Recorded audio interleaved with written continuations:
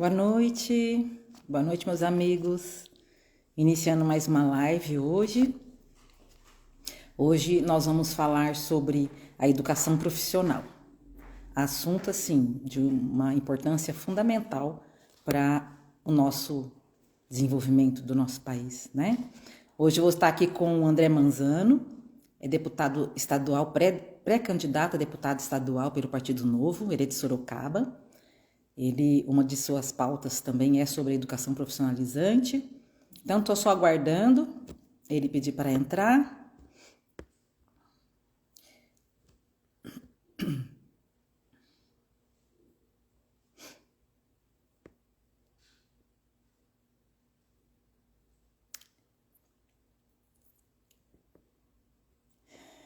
O nosso Brasil, que está bem difícil, o nosso desenvolvimento, não é mesmo? E a gente começa a pensar quais são as causas dessa dificuldade para a gente poder desenvolver. Qual que é a dificuldade dessa? O André está chegando aqui.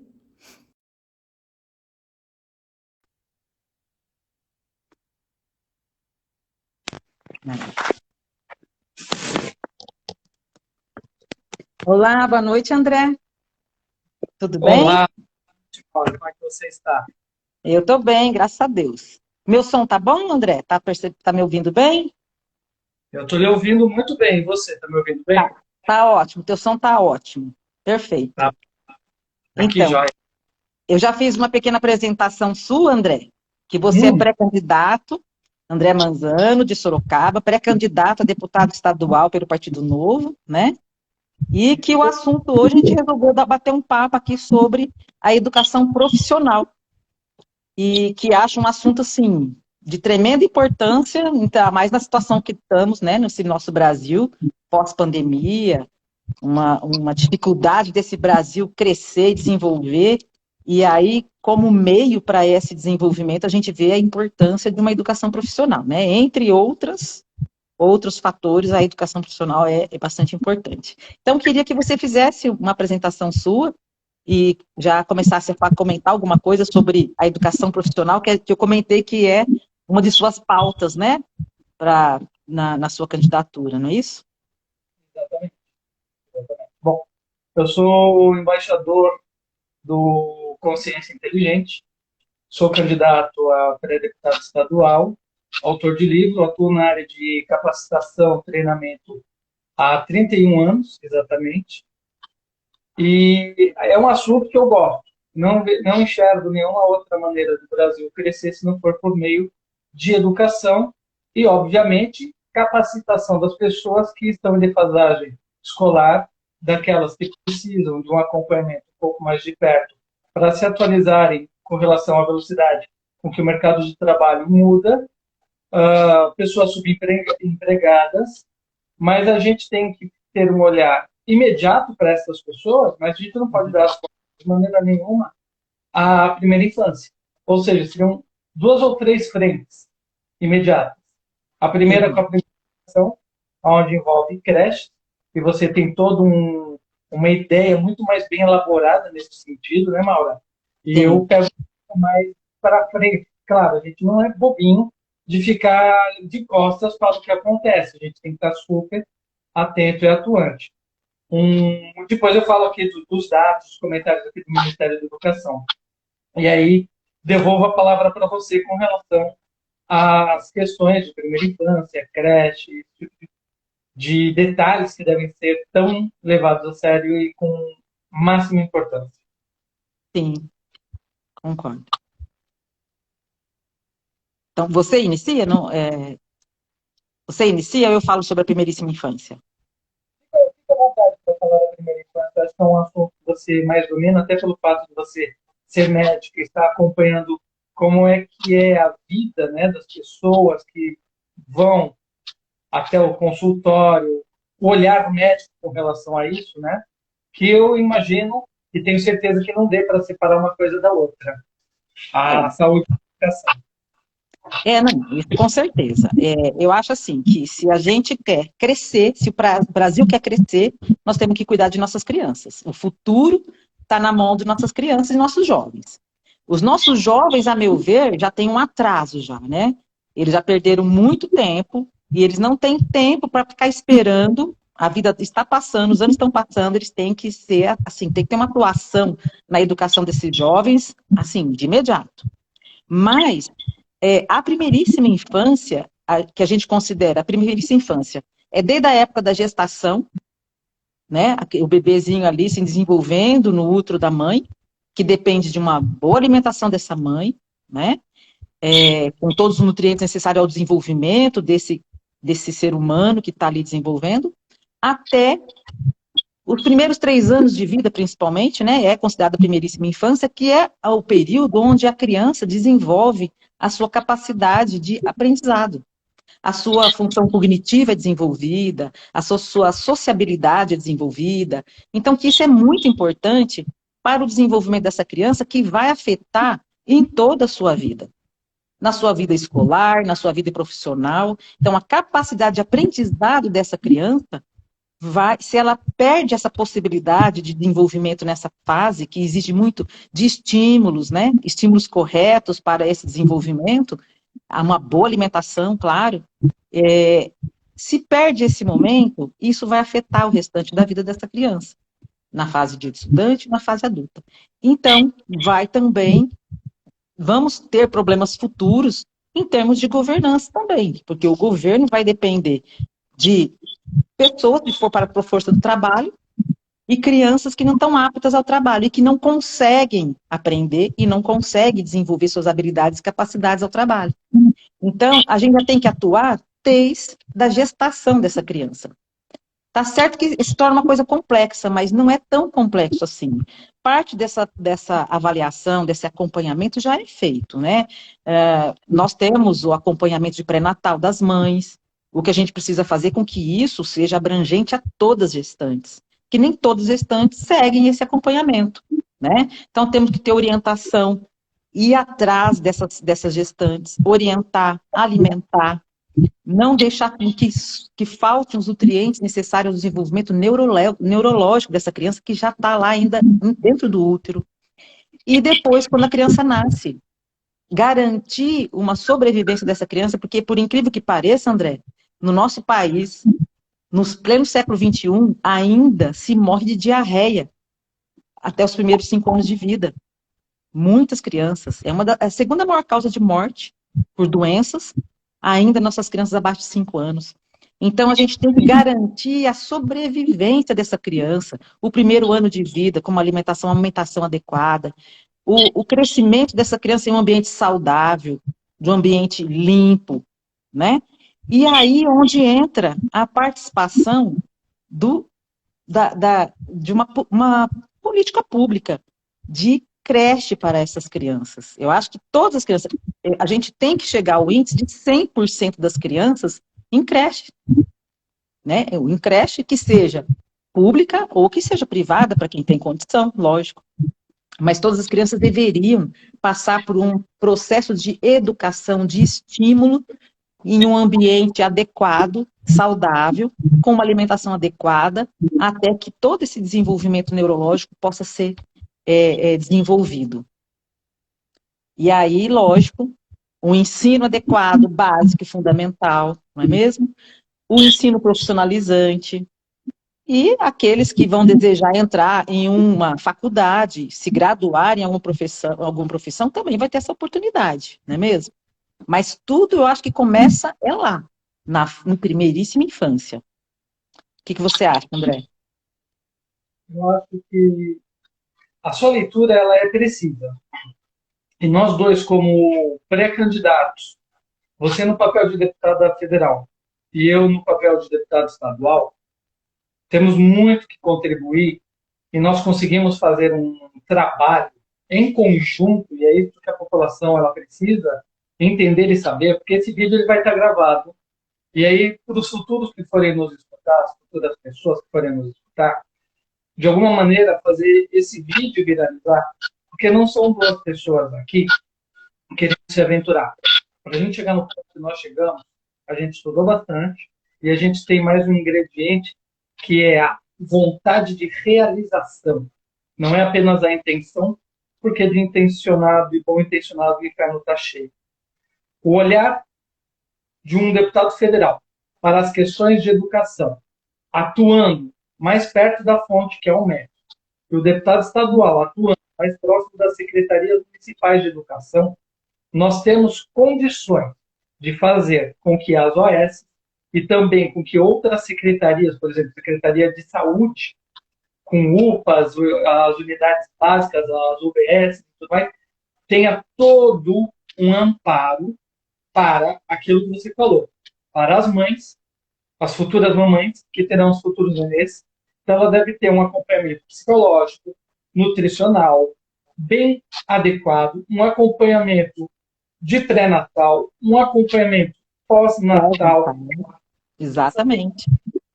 Essa criança ela tem que ser protegida por todo mundo. É uma preocupação minha, é uma preocupação do meu vizinho, é uma preocupação de consciência do coletivo para esta geração que está surgindo.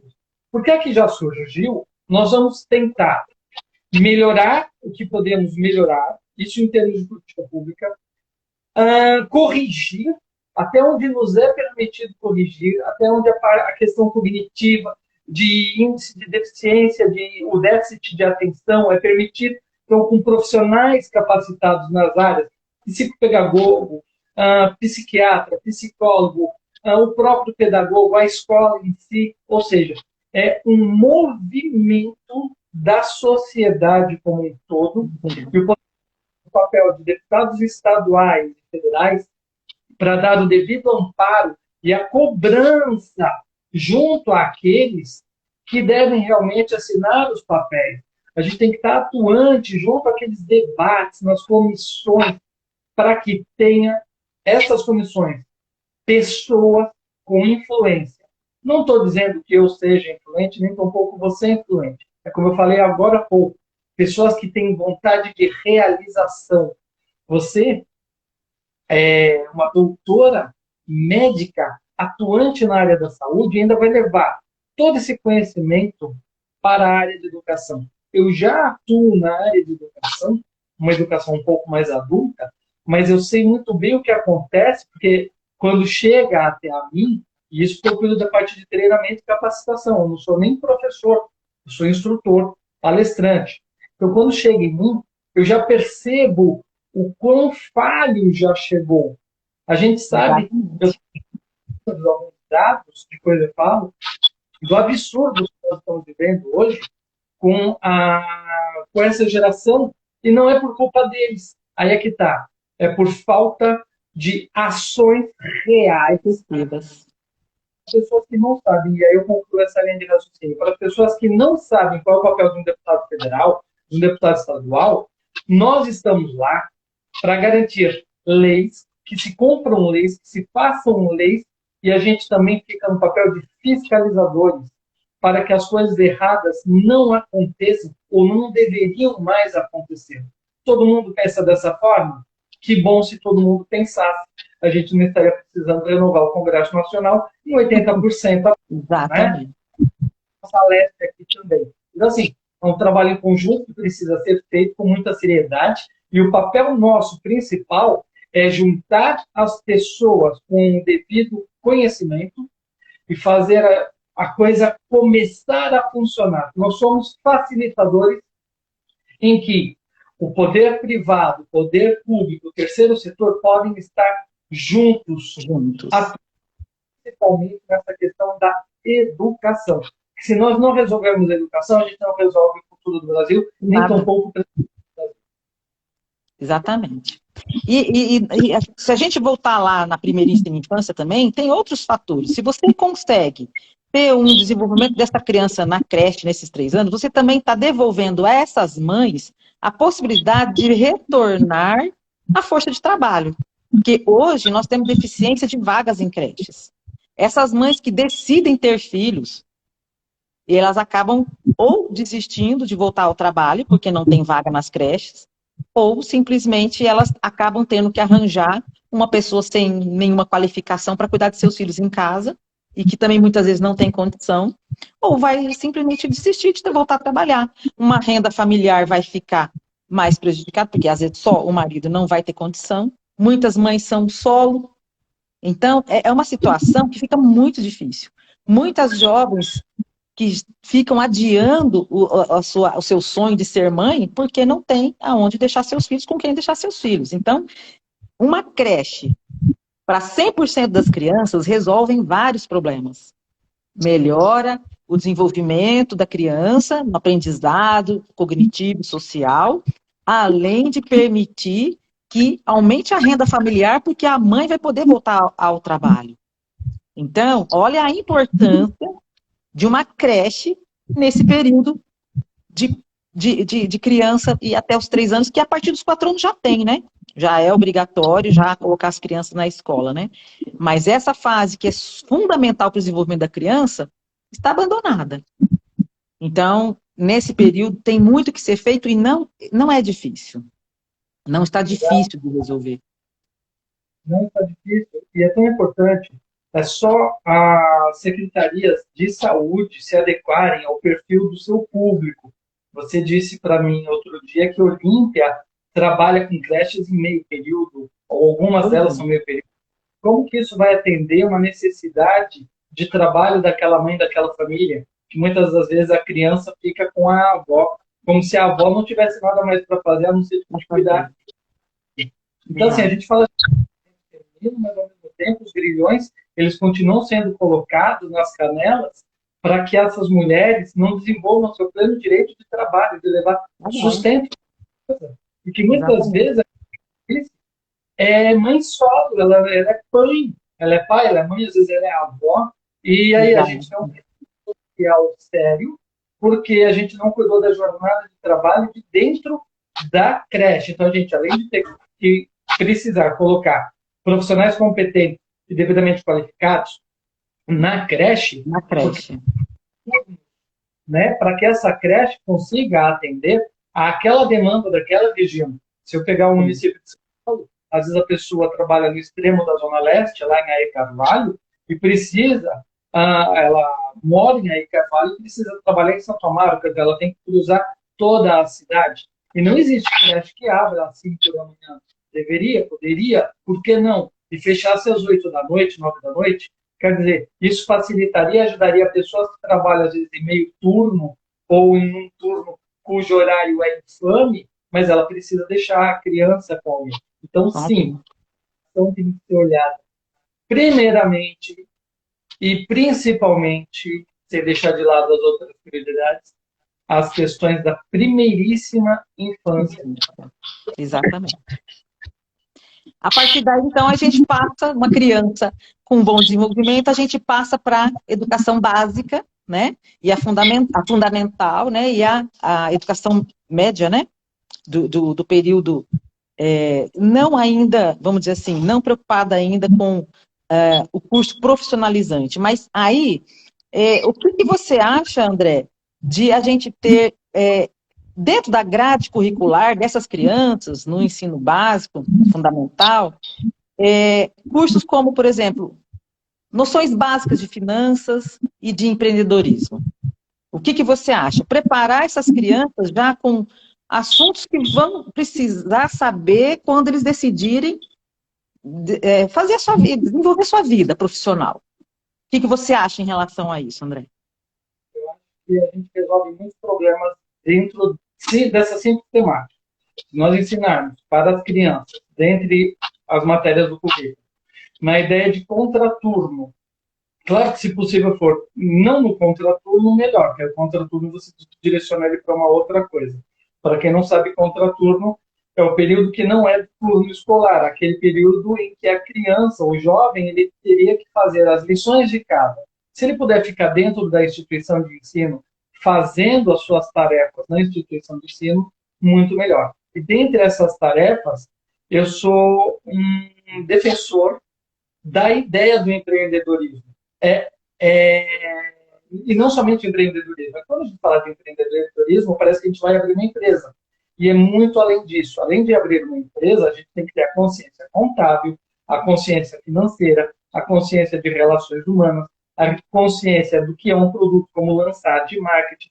Então, a criança, ela deixa de ser criança, o jovem deixa de ser jovem, e ele passa a ter um senso de indivíduo e de coletivo. Então, quão importante eu sou para o desenvolvimento disso, quão importante eu sou para a equipe a qual eu pertenço, e como que nós juntos, enquanto time, conseguimos elaborar um novo produto, uma nova empresa. E isso ele vai carregar mais adiante, isso vai servir como um preparatório para a vida dele futura. Não importa se ali na frente ele vai ser um programador, não importa se ali na frente ele vai ser um empresário, um educador. O importante é que essas noções tão importantes e básicas de estrutura do convívio humano tenham que ser colocados já na sala de aula, já no espaço escolar.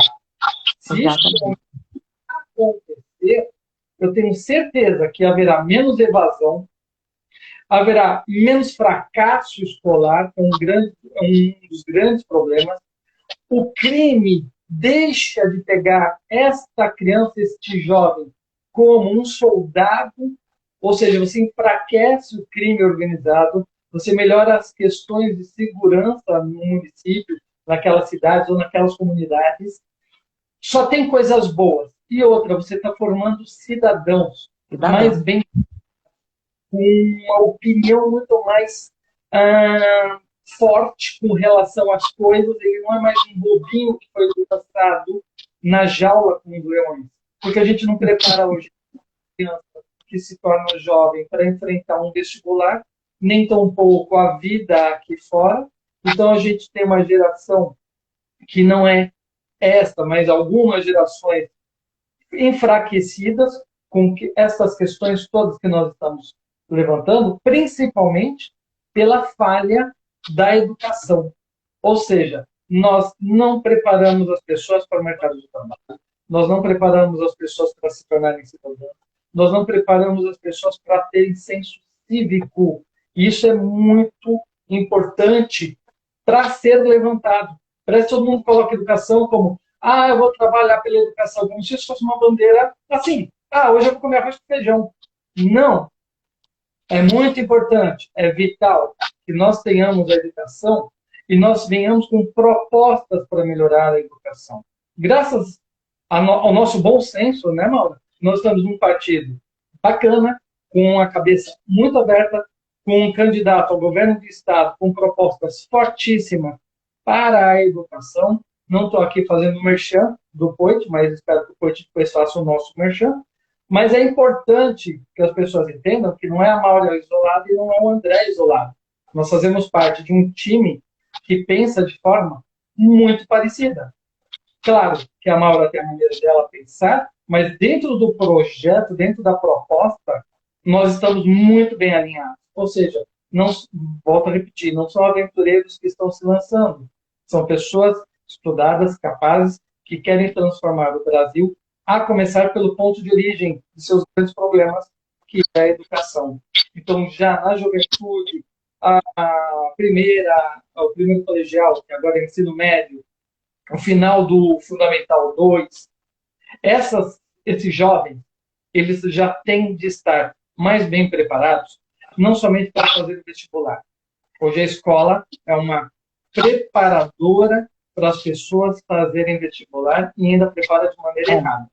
Então, deixa eu só comentar uma coisa, André. A Jo Ramati, eu não sei, a Jo comentou aqui, sem contar que já direciona o jovem a uma profissão, e o direcionamento do vestibular é para mercado de trabalho. Então, eu acho que nesse sentido é assim, a escola tem que educar, tem que ensinar, a criança tem que sair da escola sabendo o mínimo de matemática, de português, de ciências, coisa que não está acontecendo, é o que a gente fala de analfabetos funcionais, né? Não sabem compreender um texto que lê, né? Pode ler, mas não sabe compreender o que lê. Então, isso é fundamental. Agora, em relação à formação dele, se existe o desejo desse jovem partir para uma graduação, ele vai estar preparado para o vestibular.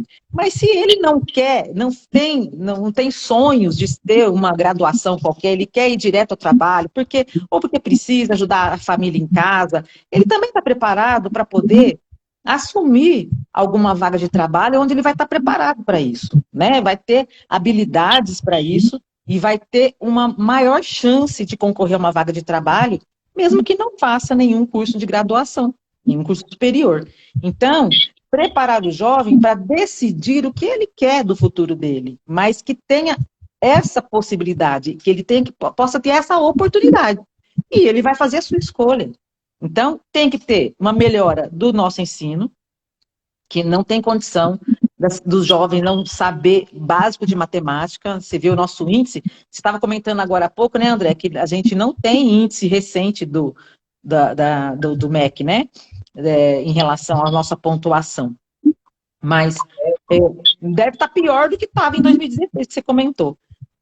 Então, não tem condição. Uma criança, assim, não tem condição nem de trabalhar, e nem muito menos de concorrer a uma vaga no vestibular. E isso é o que a gente chama que as crianças não têm a mesma oportunidade.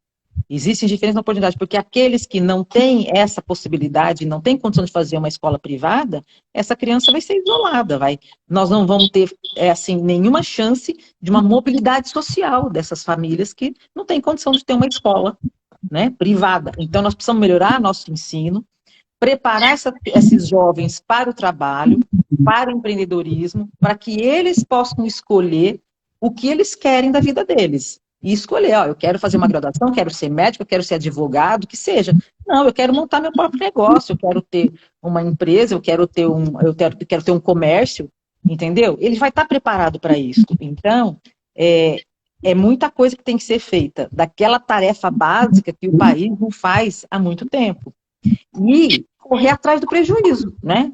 Que é o que o Brasil sempre faz, fica correndo atrás do prejuízo. Mas hoje, esses jovens que já estão aí, eles precisam de um auxílio urgente, para que esse cidadão também não perca essa oportunidade e não se torne um problema para a sociedade. Não é mesmo? É preferível você ter parte da nossa sociedade formada pelos jovens, empreendedores, do que desempregados. Ele passa a ser um peso a menos para os demais. Exato. Mas peso no sentido pejorativo, porque ele é um incapacitado. Não, porque ele deixou a oportunidade dele ser um ser transformador e hoje ele passa a ser conduzido e dependente pelo Estado. A gente tem que dar essa autonomia para o jovem, os futuros que estão vindo, os que já estão. Então, alguns vão até jogar pedra em mim do que eu vou falar, mas, por favor, tentem entender não ao pé da letra.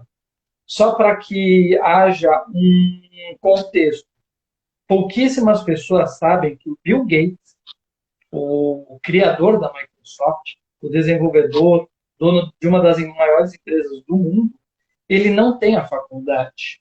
Ele tem o segundo grau completo. Então, ele optou em abrir uma empresa. Olha que legal, desse que a gente está falando. O Steve Jobs também. Eles não têm a formação. Eles resolveram ser empreendedores. E olha onde chegaram. Olha que interessantíssimo. Não estou dizendo com isso, não quero estimular que isso fique claro. Olha, se você não está afim de estudar, não estude. Não, não é isso. Se você não está afim de seguir uma carreira na faculdade, não tem problema, não vejo problema. Se você quer dedicar o teu potencial, olha a palavra mágica, potencial, para o empreendedorismo, para a programação, por exemplo, para ser um web designer, que são funções, hoje, profissões que pagam muitíssimo bem e muitas das vezes não exigem uma qualificação de nível superior. A pessoa tem que ser boa no que faz e ela tem como demonstrar e pagar bem. E o mais importante, tá com escassez de mão de obra. Muitas empresas, você entra no LinkedIn, dá uma olhada lá, todo mundo precisando desse pessoal com programação, que saiba a linguagem, que saiba desenvolver, que tenha marketing digital, que manje marketing digital. Quer dizer, é um monte, são leques, e são novas profissões.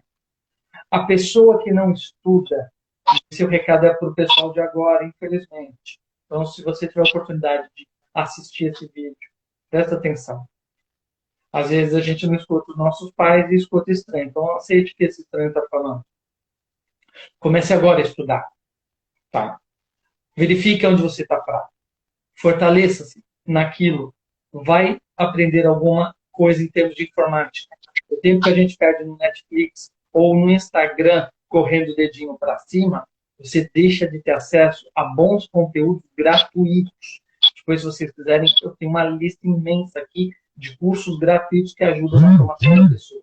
Isso é muito importante. Então, você que quer sair dessa sua condição, que não vai aceitar ser caixa do supermercado, que não há nada de desonroso nisso, é desonroso o salário que te pagam. E não tem como pagar mais, detalhe, o empresário não tem como pagar mais. Talvez ele até queira, mas ele não pode. Porque num dia a batata está num preço, no outro dia ela está num outro. Então ele não tem previsão de caixa, ele não tem previsão de lucro, ele não pode aumentar o melhor salário para você e você continua naquela de dependente. Se não é dependente do Estado, é dependente de alguém. Então, crie a sua independência. A maior forma da gente gritar para todo mundo que nós estamos vivendo uma revolução é por meio da educação. E você tem como quebrar os seus grilhões se educando. Basta você agora querer um pouquinho mais, ter foco e correr atrás dessas informações que na maioria das vezes são gratuitas. E tem empresas, olha que legal, Maura, que pagam para a pessoa aprender, já garantindo se as melhores um salário que vale o dobro ou o triplo. Então, assim, depois eu vejo isso, essa informação fugiu da cabeça, mas é assim, a pessoa, ela entra e fala, eu quero ser programadora. Ela já tem que saber um pouco de programação. A empresa, legal, eu vou te preparar mais ainda para o que eu preciso, tá bom? Ah, tá bom. Naqueles 2, 3, 4 meses, a pessoa é remunerada acima do que a média, acima do salário mínimo. A pessoa se dedica, treina, começa a pegar projeto, depois ela faz uma prova, que às vezes é o próprio projeto, se ela se deu muito bem, já está contratada, então se ela está ganhando 2 mil, ela passa a ganhar 3.500, 4 mil reais, até um pouco mais, início de carreira. E detalhe, para quem pensa em ser, o sonho da minha vida é ser caixa de supermercado, meu amigo, você que sonha em ser caixa de supermercado, dentista de posto de gasolina, são duas profissões que já estão morrendo. Basta você verificar que os supermercados já estão com autoatendimento e posto de gasolina já está começando a ter autoatendimento. Em Santa Catarina, essa semana, foi aprovado o posto de gasolina self-service. Ou seja, muitas das nossas profissões corriqueiras hoje, que pagam mal, mas pelo menos te ajuda a garantir um pouco de comida na mesa, essas estão morrendo, elas vão deixar de existir num futuro muito próximo. Eu tenho 51 anos. E aí você entrou também num assunto, André, que é interessante, que a gente tem que preocupar no ensino profissionalizante, não só nos jovens, para prepará-los para uma nova profissão, para o teu primeiro emprego e tal, mas existe a necessidade de uma educação profissionalizante também, ou de aperfeiçoamento para aqueles adultos também que já se encontram empregados e que vão se defasando devido à grande velocidade de avanços tecnológicos, né? Então, esses profissionais, se eles também não se atualizarem, não forem fazendo cursos para se manterem e se aperfeiçoarem, eles vão perder seus empregos também, né? Então, quer dizer, a educação profissional, tanto para jovens quanto para adultos, é muito importante para que a gente consiga manter o nível de emprego, para melhorar a renda de nossos cidadãos e iniciar um desenvolvimento e avançar no desenvolvimento econômico e social do nosso país, né? Então, assim, é educação, educação profissionalizante, e é onde a gente vai encontrar um desenvolvimento do nosso país. E faz parte também, então, esse aperfeiçoamento dos que já estão empregados, devido à evolução tecnológica. O que você comenta sobre isso, André?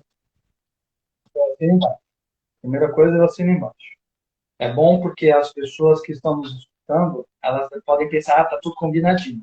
Além de estar combinado, tem coisas que a gente está fazendo aqui de improviso, meus amigos.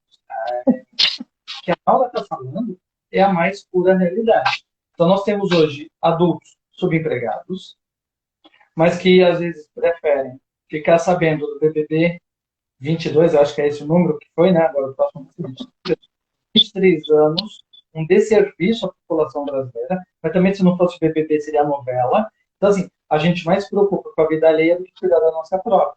Então, assim, também existe um fator da responsabilidade que isso afeta a meritocracia da pessoa. Eu entendo também que tem pessoas que não têm acesso a esse tipo de conhecimento. É verdade. E isso a gente teria que, de alguma maneira, assim, massificar. Você quer aprender uma coisa diferente? Entre em tais locais. Isso nós não temos, é verdade. A gente sempre pensa naquele arroz com feijão. Então, poder público, poder privado, as próprias mídias sociais, mas nesse caso as mídias sociais eu vou me corrigir, elas até que apontam como que você pode se formar em N coisas. Mas a formação e o gap, a diferença entre o eu estar preparado e o que o mercado quer de mim, isso tem que ser solucionado. Para tanto, como que eu imagino a coisa? Aí a gente sai um pouco da sala de aula e entra um pouco nas empresas. Imagine você que a Ford saiu do Brasil. Então, quantas pessoas não ficaram desempregadas que trabalhavam direta ou indiretamente para a Ford? E a Ford não foi a única, tá, gente? Muitas empresas saíram. Aquelas pessoas, elas sabiam fazer aquilo. Então, elas estão despreparadas para o mercado de trabalho. Ainda mais o mercado de trabalho, que é a metalurgia, lá na região do ABC, aqui em São Paulo, você só tem aquele grupo fazendo aquilo. E as montadoras começam a sair. Você começa a transformar a cidade ou as cidades em cemitérios de empregos.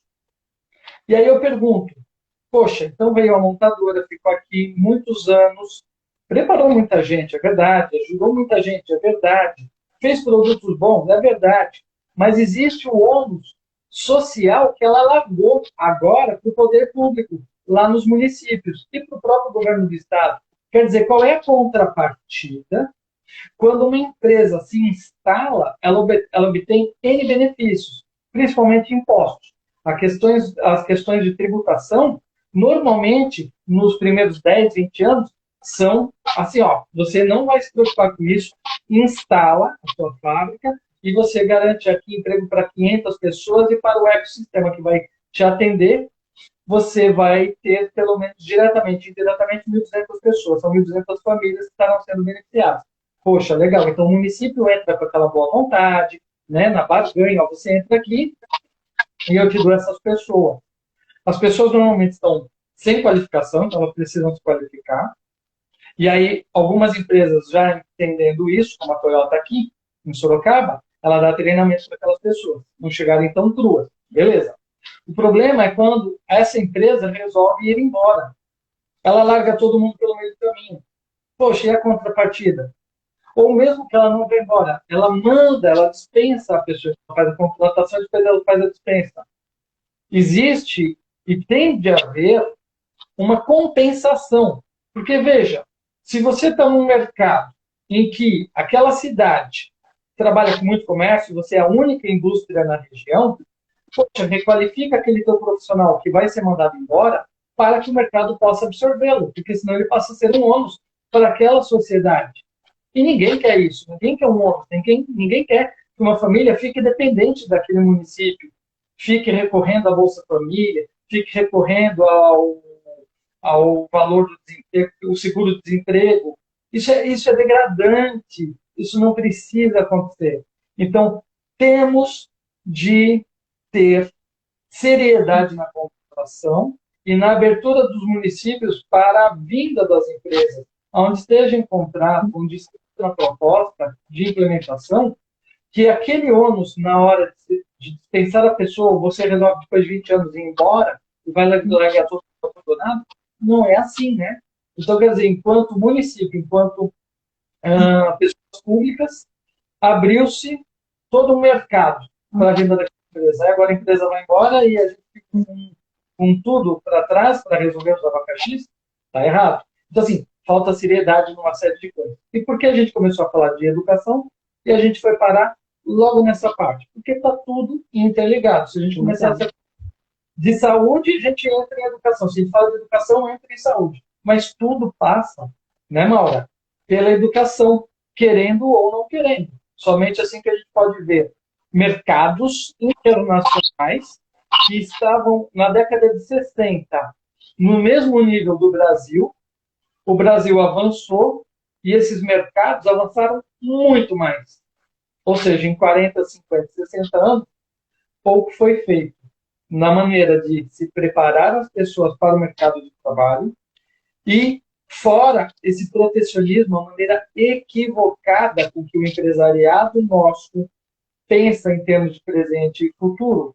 Então, a gente precisa realmente abrir a cabeça de muitos dos empresários para que práticas antigas do século XIX e XX têm que ficar no passado. A gente tem que colocar o nosso estado de São Paulo no século XXI, já preparando para o século XXII. E a gente só consegue isso por meio da educação. Senão a gente vai continuar sendo um exportador de commodities e coisas importantes para o nosso país, como o desenvolvimento das nossas pessoas, o desenvolvimento do nosso mercado, o desenvolvimento do nosso capitalismo, capitalismo consciente, que não seja degradante ao meio e à pessoa, venha realmente a acontecer. Então, tudo isso interfere, tudo isso parte da educação. Não sei se você concorda comigo ou se você tem alguns pontos mais a acrescentar no tema Não, que me acho que é isso mesmo.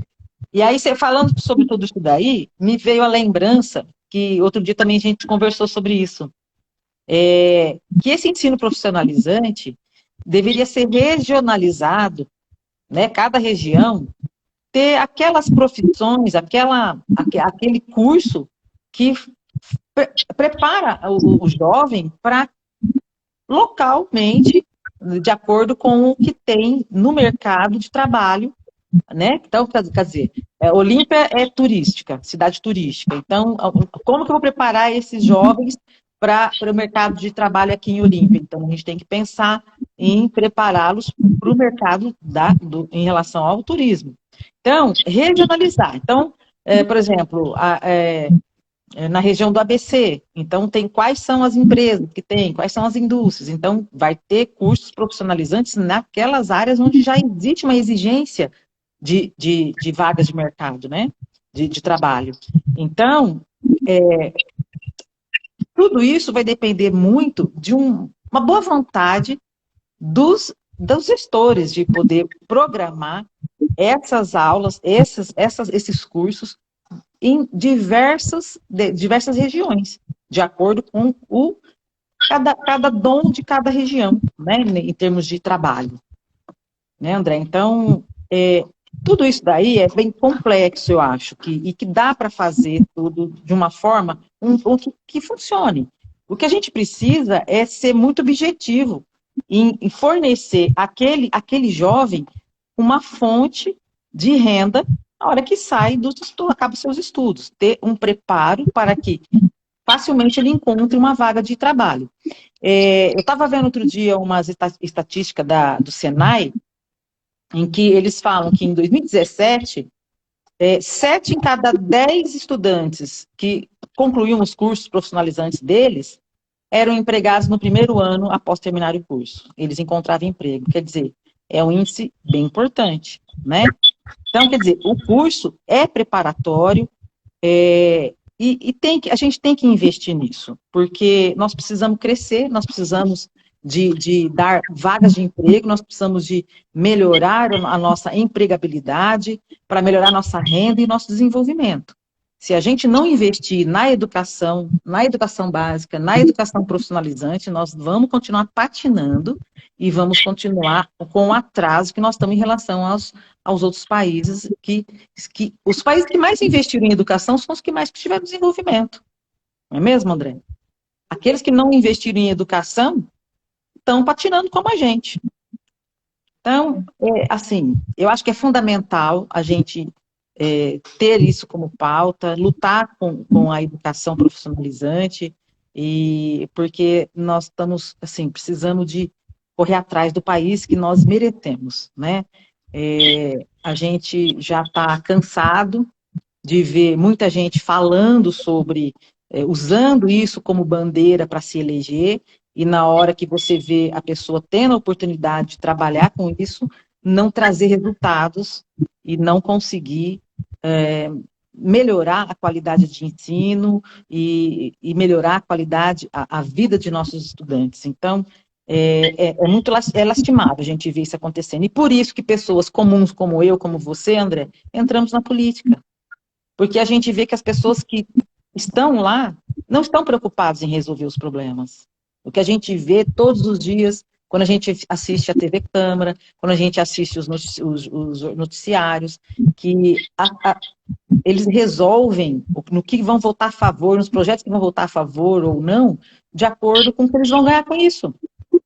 Barganha, simplesmente isso. Eles não estão vendo a necessidade de nosso país, eles não estão vendo a necessidade dos cidadãos de retornar aos nossos cidadãos o que é esperado deles, não é mesmo? Então, a gente tem muito trabalho a fazer, a gente, eu acredito que a gente esteja preparado para isso, não é mesmo? Mas precisamos renovar aquele Congresso. E para isso que nós estamos aqui. É para isso que a gente está entrando nessa vida política e somos pré-candidatos com muita vontade de mudança e de renovação.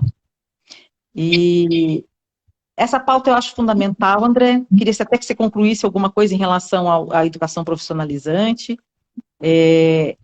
Nós temos outras pautas, eu sei que você também tem outras pautas, mas essa eu acho assim, é fundamental para o desenvolvimento de qualquer país. É a educação e a educação profissionalizante, principalmente para esses jovens que já estão defasados na educação, que já perderam essa oportunidade de aprender e que nós temos urgência nisso.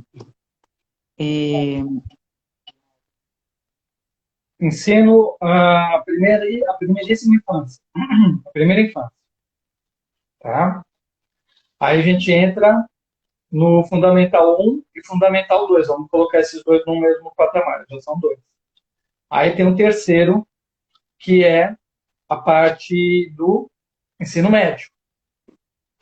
Concomitante ao Fundamental 2 e ao ensino médio, a gente já pode estar fazendo preparo destas crianças, desses jovens, com ideias de empreendedorismo, de mercado, o que eles querem ser quando eles estiverem por entrar numa faculdade ou seguir uma carreira de empreendedor.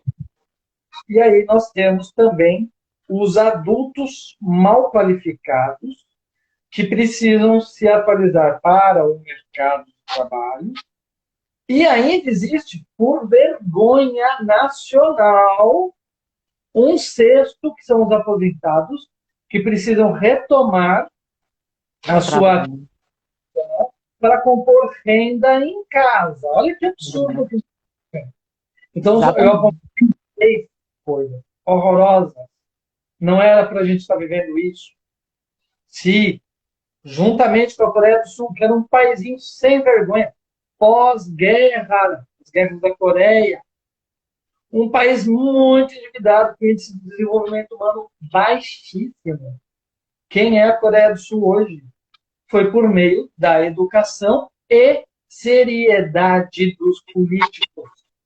Depois que eles viram um país arrasado, dividido, com os irmãos, parte deles no norte e eles agora no sul, todo mundo lambendo as feridas pós-guerra e devendo o mundo, eles falaram, bom, ou a gente continua sendo um país arrasado, pobre, feito Bangladesh, ou a gente vai tomar uma atitude, a gente vai ter daqui 30, 40, 50 anos os frutos do que nós fizermos agora. E hoje eles são uma das principais economias do mundo, revolucionaram a educação.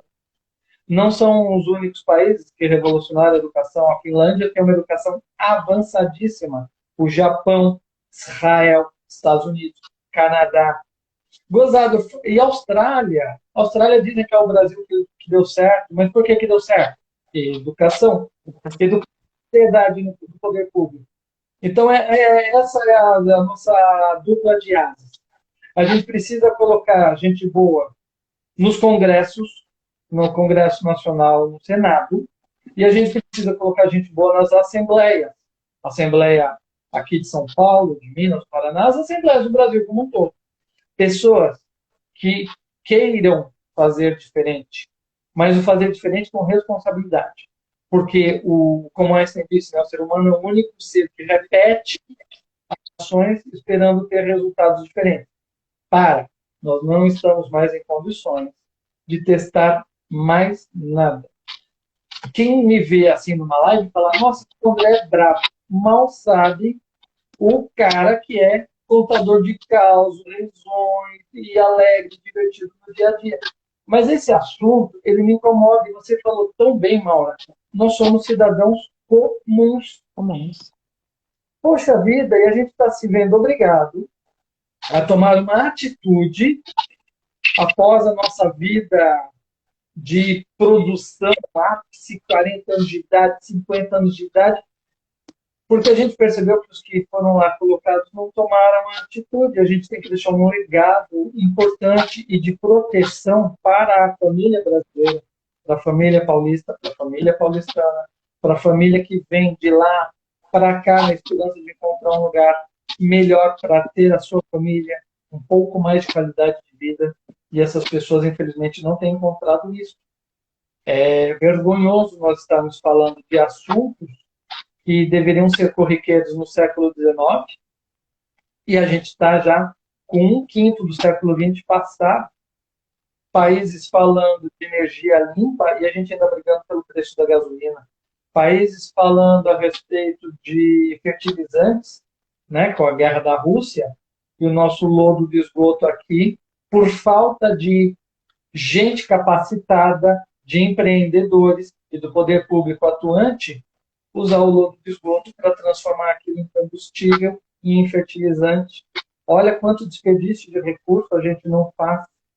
Vai chegar uma hora que o planeta Terra vai desistir da gente e vai falar, não está dando mais. Vocês tiveram todas as chances do mundo. Nosso planeta foi um paraíso e vocês fizeram questão de jogá-lo fora. Parece papo furado de ambientalista.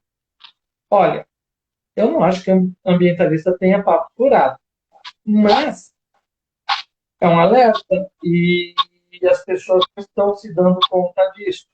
Sabe, um dado curioso, a Covid ela pegou tanta força, principalmente pela densidade demográfica, porque se não houvessem tantos centros econômicos com tanta população, não teria acontecido o que aconteceu. O que significa isso? Significa que nós, humanos, do planeta Terra, não sabemos fazer a distribuição da densidade demográfica, não conseguimos explorar o planeta de forma sustentável, então a gente cria bolsões de acúmulo de pessoas, e ali a gente faz a exploração, a gente faz a degradação, e quando acontece um problema pandêmico, é ali que é o grande celeiro de distribuição para o restante do mundo. Se o mundo ele fosse, por exemplo, Taiwan não fosse tão cheia, se Pequim não fosse tão cheio, se o Nova York não fosse tão cheia, se a cidade do México não fosse tão cheia, e aqui São Paulo, Rio de Janeiro, Belo Horizonte, não fosse tão cheio, se tivesse uma distribuição maior, talvez nenhuma pandemia destas tivesse acontecido pela falta de aglomeração. Então, a aglomeração ela vem com muitos problemas. Primeiramente, a questão de saneamento básico. Então, a gente trata isso como falta da educação daquele indivíduo, não é falta de formação escolar. Porque, às vezes a pessoa tem até um DR na frente, às vezes é um PhD, e joga o papelzinho pelo vidro do carro e aquilo vai poluir o nosso ambiente. Ou seja, falta uma cultura de preservação. Se a gente fizer isso no Japão, é quase que você convidar todo mundo a parar, olhar para você com aquele olhar de reprovação e você vai se ver humilhado sem ninguém levantar a voz. Você vai se ver obrigado a pegar aquele papelzinho, andar alguns metros e colocar no cesto do lixo, porque eles são um povo mais educado. Ah, é o melhor povo do mundo? Não, não é. Mas em termos de educação, eles têm muito a nos oferecer. E é uma educação de comportamento, de atitude. Então, assim, muitas pessoas acham que na escola a criança vai aprender a ser educada. Não, a criança vai ser culturada, ela vai receber cultura, ela vai receber educação do ponto de vista de livro. Mas a educação é o seio familiar quem dá. É o pai, é a mãe, é o mais velho, E essa família, essa célula família, ela tem que ser protegida. Mas ela também tem que querer ser protegida. Enquanto ela continuar votando nos cantos da sereia, acreditando que o candidato A vai fazer mais do que o candidato B, mas não procura pesquisar a ficha, o histórico, o currículo dessa pessoa ou destas pessoas, a gente vai continuar repetindo. E o meu temor é este daqui, minha amiga. Pessoas boas, competentes, com ideias inovadoras, que tem tudo para dar certo, perderem espaço para aquele que está vendendo dentadura, para aquele que chega no SUS perto da eleição e manda, de repente, 1.000 fraldas geriátricas para atender uma demanda que a própria Secretaria de Saúde não resolveu o problema, e para aquele grupo, fala, nossa, olha que legal, o fulano de tal nos deu fraldas geriátricas, e o problema E o não é... pior, André, e nos deu com o nosso dinheiro, nosso próprio dinheiro, de emendas, né, que vem do nosso imposto.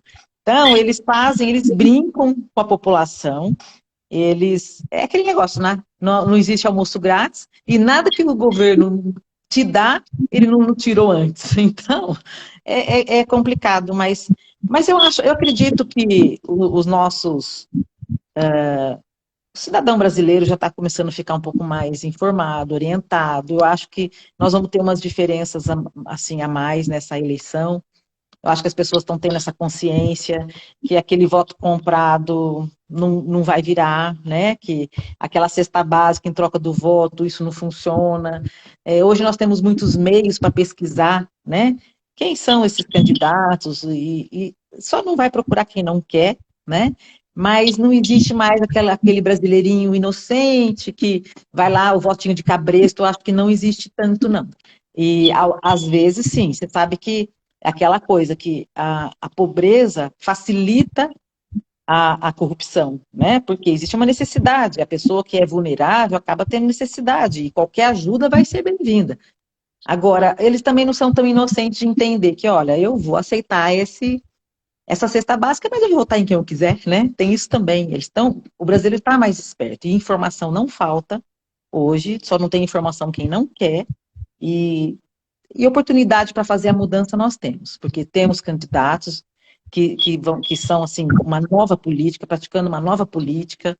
Então, eu acho que depende realmente dessas pessoas conhecerem esses novos candidatos, essa nova política, para poder ter condição de fazer realmente a mudança, né?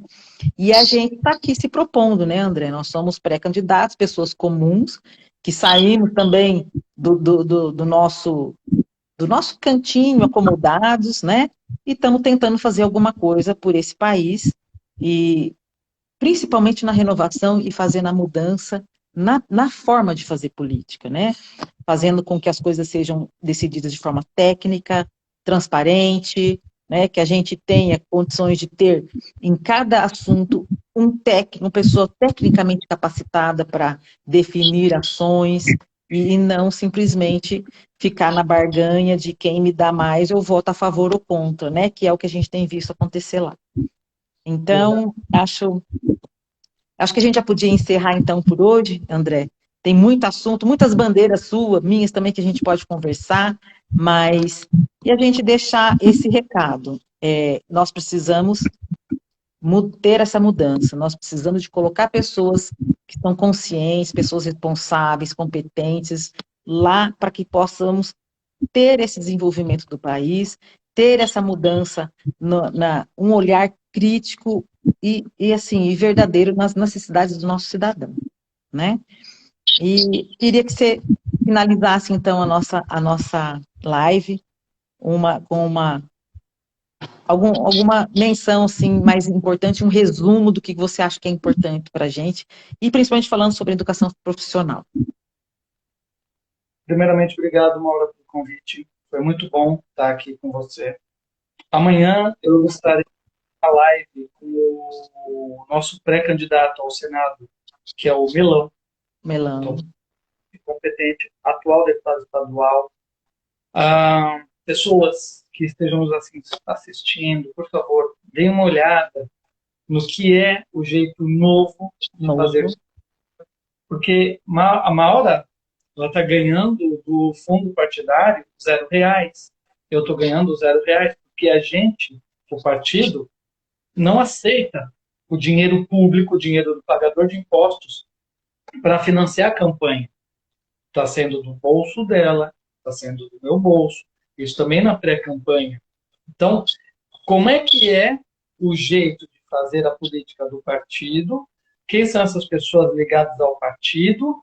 E por que elas estão imbuídas em fazerem esse tipo de ação? Dentro do que a gente falou, e aí vem o encerramento, são os dois pilares da maneira como eu enxergo. Tá? A falta do poder público, quer dizer, não existe uma falta, existe poder público, mas não existe o interesse desse poder público se tornar gestor e fazer a coisa realmente mudar. E enquanto ele não muda, começam a surgir muitos e muitos problemas. Problemas velhos. Educação, saúde, segurança, habitação. Pleno século XXI, a gente está falando o mesmo mantra. Só que a gente está propondo a maneira diferente, coerente de se resolver estes problemas. Malda, deixa eu rapidamente falar uma coisa aqui. Uma das minhas bandeiras é a crise hídrica.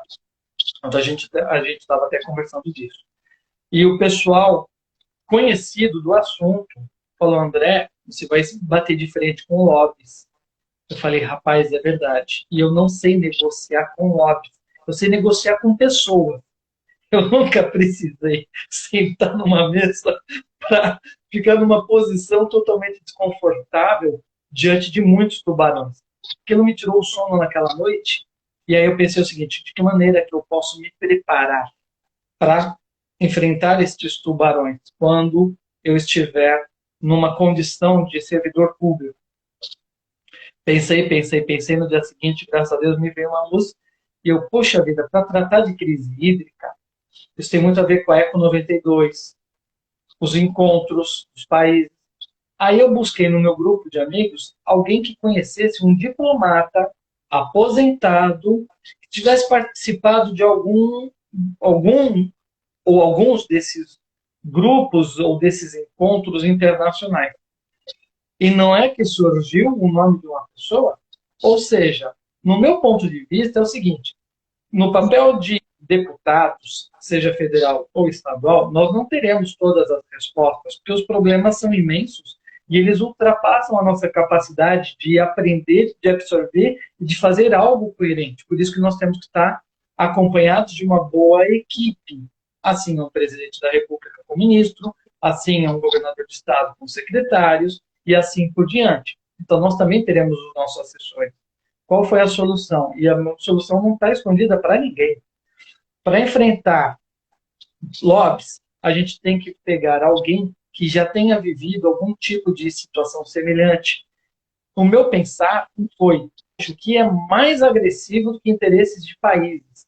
Né? Então, alguém que tenha participado de um corpo diplomático seria a pessoa mais coerente para enfrentar interesses de pessoas que são contra a mudança da nossa situação de ver no nosso meio ambiente, sustentabilidade, a crise hídrica como um todo.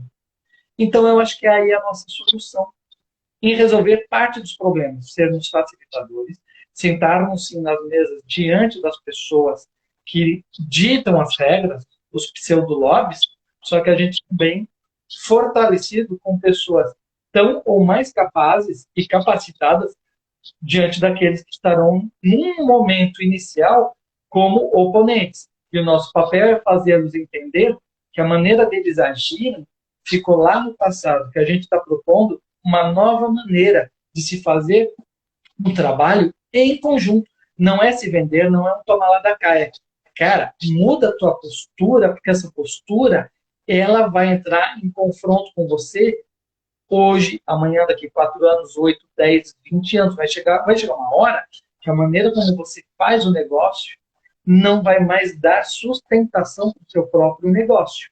Que aí a gente entra numa temática de ESG, etc. E tal. Por que eu estou trazendo isso na minha finalização? Porque nada é por acaso.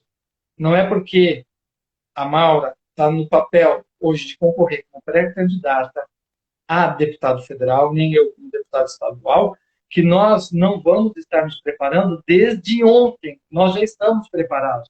e nos preparando cada vez mais. Ou seja, é a maneira de fazer uma política diferente, sem aceitar os ditames de quem está lá há décadas. Tem gente com 8, 10, 12 mandatos e não fez nada de diferente. Nada.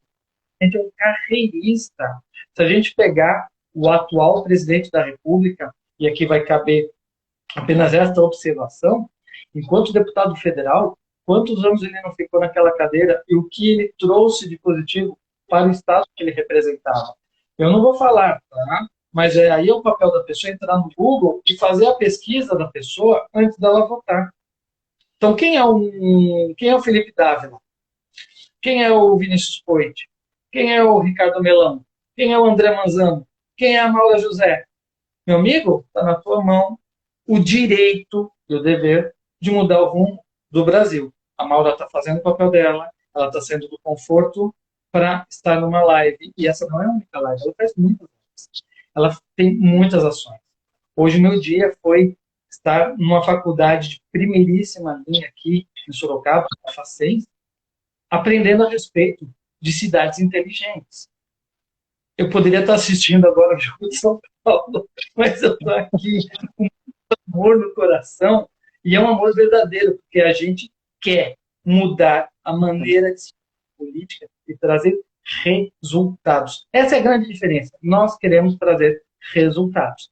Pode ser em um mandato, pode ser em 2 mandatos, mas é isso. A gente quer encerrar a, essa nossa passagem pela vida pública sem se preocupar com a próxima eleição.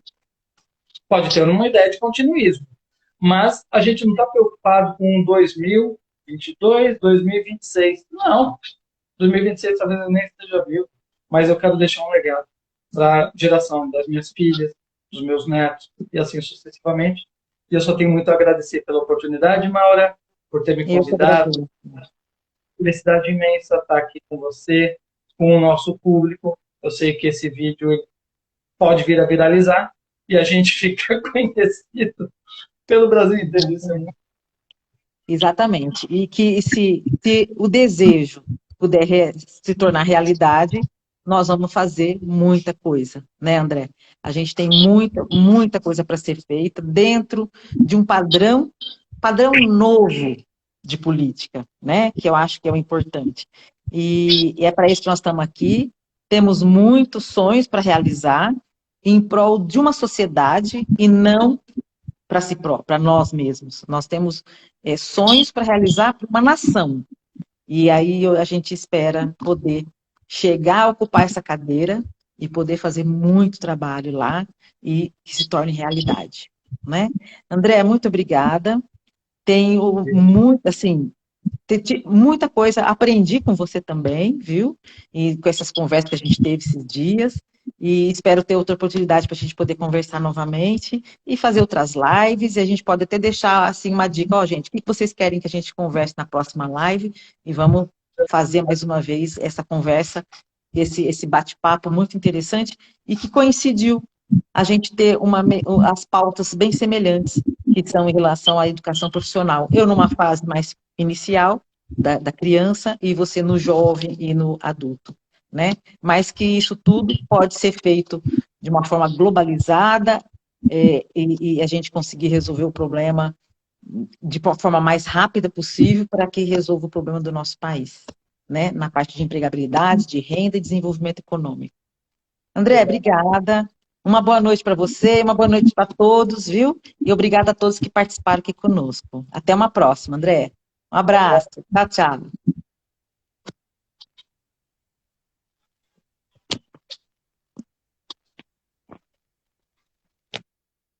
Opa!